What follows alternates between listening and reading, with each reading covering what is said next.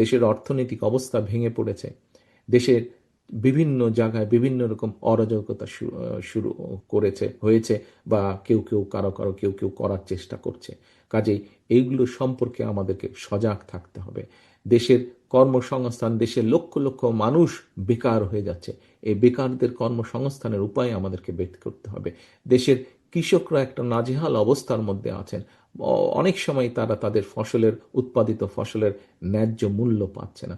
বাজারে ব্যবস্থার মধ্যে যেভাবে ভেঙে পড়েছে, যেভাবে বিভিন্ন দুষ্ট চক্র ঢুকেছে, তার থেকে এটাকে বের করে নিয়ে আসতে হবে, যাতে মানুষ সহজে ন্যায্য মূল্যে তাদের নিত্য প্রয়োজনীয় দ্রব্যগুলো তাদের হাতের নাগালের মধ্যে পায়। কাজেই আমরা যদি সকল কিছু বিবেচনা করি, আমাদের সামনে অনেক অনেক অনেক কাজ, আমাদের সামনে অনেক কাজ। প্রিয় সহকর্মীবৃন্দ, আমাদের সকলকে এখন ঐক্যবদ্ধ থাকতে হবে। সেটি আমরা বিএনপির নেতাকর্মীরাই হই, সেটি অন্য দলের নেতাকর্মী যারা গণতন্ত্রে বিশ্বাস করে। আজকে এই যে শহীদ ওসমান হাদি যে শহীদ হয়েছেন, যে মানুষটি শহীদ হয়েছেন, এই মানুষটিও কিন্তু গণতন্ত্রের পথেই ছিলেন। এই মানুষটিও কিন্তু আগামী নির্বাচনের একজন প্রার্থী ছিলেন, অর্থাৎ উনি একজন প্রার্থী ছিলেন। ঢাকা ৮ আসনের উনি প্রার্থী ছিলেন, এবং এটির মাধ্যমে প্রমাণিত হয় যে শহীদ ওসমান হাদি নিজেও গণতন্ত্রে বা ভোটের রাজনীতিতে বিশ্বাস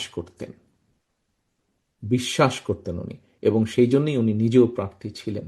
কাজেই আজকে শহীদ ওসমান হাদির প্রতি যদি সম্মান রাখতে হয় আমাদেরকে, আজকে আমাদের জুলাই শহীদদের প্রতি যদি সম্মান রাখতে হয়, জুলাই যোদ্ধাদের প্রতি যদি সম্মান রাখতে হয়, আজকে আমাদের ৭১-এর শহীদদের প্রতি যদি সম্মান রাখতে হয়, ৭১-এর মুক্তিযোদ্ধাদের প্রতি যদি সম্মান রাখতে হয়, তাহলে আমাদের একটাই লক্ষ্য হতে হবে এখন, দেশের মানুষের জন্য যেভাবে হোক শান্তি প্রতিষ্ঠা করা, এবং দেশের জন্য কাজ করা, দেশকে সামনে নিয়ে যাওয়া।